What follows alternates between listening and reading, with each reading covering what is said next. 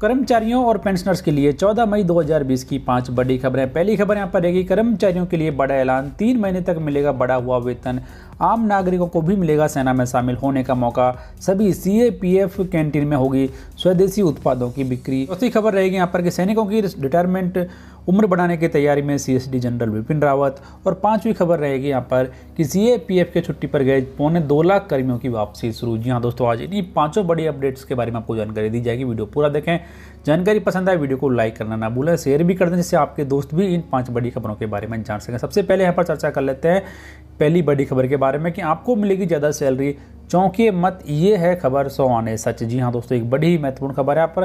तो लॉकडाउन के बीच जहाँ नौकरी जाने और सैलरी कटौती की बातें चल रही हैं, वहीं एक अच्छी खबर यहाँ पर आई है और अब आपको अगले 3 महीने तक ज़्यादा सैलरी मिलेगी। तो केंद्रीय वित्त मंत्री निर्मला सीतारमण ने कल घोषणा की कि कर्मचारियों को आर्थिक रूप से सशक्त करने के लिए 3 महीने उनकी सैलरी से कम कटौती की जाएगी। तो इस बाबत वित्त मंत्री ने कहा कि हर महीने कर्मचारियों के सैलरी से होने वाले 22% कटौती को घटाकर 10% कर दिया गया है। इससे कर्मचारी ज़्यादा पैसा घर ले जा सकेंगे।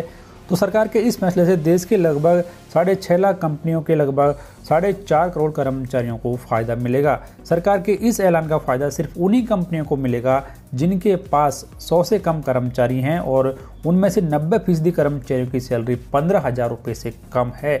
ध्यान रखें कि 15,000 से ज़्यादा सैलरी पाने वालों को इसका फ़ायदा नहीं मिलेगा। तो सरकार के इस फैसले से कर्मचारियों को मिलने वाली टेक होम सैलरी में भी इजाफा हो जाएगा और सरकार की तरफ से इसके लिए 2,500 करोड़ रुपये की मदद पहुंचाई जाएगी। तो यहाँ पर जो कर्मचारी 15,000 से कम सैलरी पाते हैं उनकी टेक होम सैलरी यहाँ पर अब बढ़ जाएगी। तो ये काफ़ी अच्छी और राहत वाली खबर लो इनकम वाले कर्मचारियों के लिए।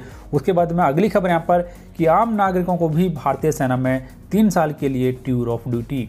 तो यहाँ पर पूर्व की परिस्थितियों में एक प्रमुख बदलाव करते हुए भारतीय सेना 3 साल के लिए टूर ऑफ ड्यूटी के लिए आम नागरिकों को अपनी संस्था में शामिल करने के प्रस्ताव पर विचार कर रही है। तो यहाँ पर समाचार एजेंसी ANI ने भारतीय सेना से जुड़े सूत्रों के हवाले से बताया कि एक प्रस्ताव पर चर्चा की जा रही है जिसके तहत आम नागरिक यानी कि नॉर्मल सिटीजन्स को राष्ट्र की सेवा करने के लिए 3 साल की टूर ड्यूटी की अनुमति दी जाएगी। प्रस्ताव के बारे में पूछे जाने पर सेना के प्रवक्ता ने इसकी पुष्टि की।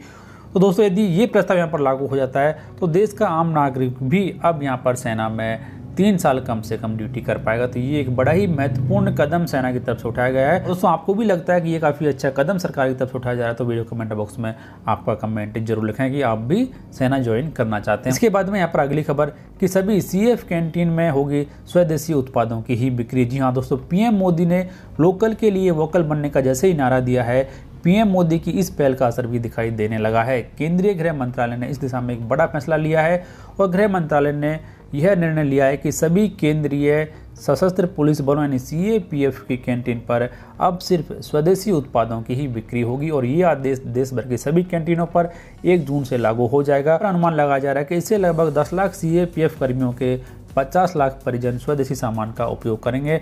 तो ये एक बड़ा ही महत्वपूर्ण कदम होगा आत्मनिर्भर बनने की तरफ। उसके बाद में चौथी खबर यहाँ पर कि सैनिकों की सेवानिवृत्ति उम्र बढ़ाने की तैयारी। तो एक बड़ी महत्वपूर्ण खबर यहाँ पर जवानों की रिटायरमेंट से जुड़ी हुई।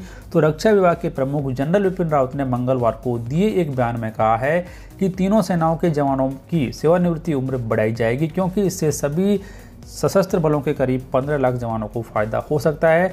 इनमें भारतीय सेना के एयरमैन और नौसेना में नाविक भी शामिल हैं। दरअसल द ट्रिब्यून के साथ एक विशेष चर्चा में शामिल हुए जनरल रावत ने कहा कि जल्द ही पुरुषों की सेवा प्रोफाइल यानी सैनिकों के लिए नामकरण और सैनिकों की न्यूनतम सेवानिवृत्ति उम्र को बढ़ाने के लिए वो एक पॉलिसी लेकर आ रहे हैं। तो यदि ऐसा हो जाता है तो 15 लाख से अधिक जवानों को और ज़्यादा समय तक सेना में नौकरी करने का मौका मिलेगा। तो ये एक बड़ी अपडेट यहाँ पर जवानों की रिटायरमेंट से जुड़ी हुई। उसके बाद में 5वीं और अंतिम खबर यहाँ पर कि केंद्रीय सुरक्षा बलों के छुट्टी पर गए 2.25 लाख कर्मियों की वापसी शुरू। जी हाँ दोस्तों, लॉकडाउन 4 लागू होने से पहले ही केंद्रीय सुरक्षा बलों के 2.25 लाख जवानों की वापसी शुरू हो गई है और ये सभी वो जवान हैं जो लॉकडाउन 1 से पहले अपने घर छुट्टी पर गए थे और वो वहीं पर फंस गए हैं। तो यहाँ पर अब इन जवानों को वापस ड्यूटी पर बुलाया जा रहा है और लेकिन यहाँ पर कुछ शर्तें भी लगाई गई हैं कि 55 साल या उससे अधिक की आयु वाले कर्मियों को दूसरे चरण में वापस लाया जाएगा। जवान अपने परिवार को साथ में नहीं ला सकेंगे।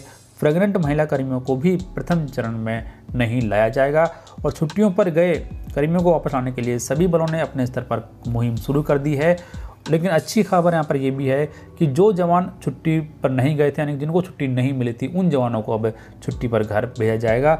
तो यहाँ पर खबरों के मुताबिक या फिर आंकड़ों के मुताबिक सभी CAPF के लगभग 20% जवान हमेशा छुट्टी पर रहते हैं। तो अब इन 20% जवानों को भी छुट्टी पर भेजा जाएगा। तो ये 5 बड़ी अपडेट दोस्तों, खबरें आपको कैसी लगी वीडियो कमेंट बॉक्स में लिखकर जरूर बताएं। अच्छी लगी लाइक करें, शेयर करना ना भूलें, चैनल को जरूर सब्सक्राइब कर लें, जिससे हर एक ताज़ा अपडेट आपको मिलती रहेगी।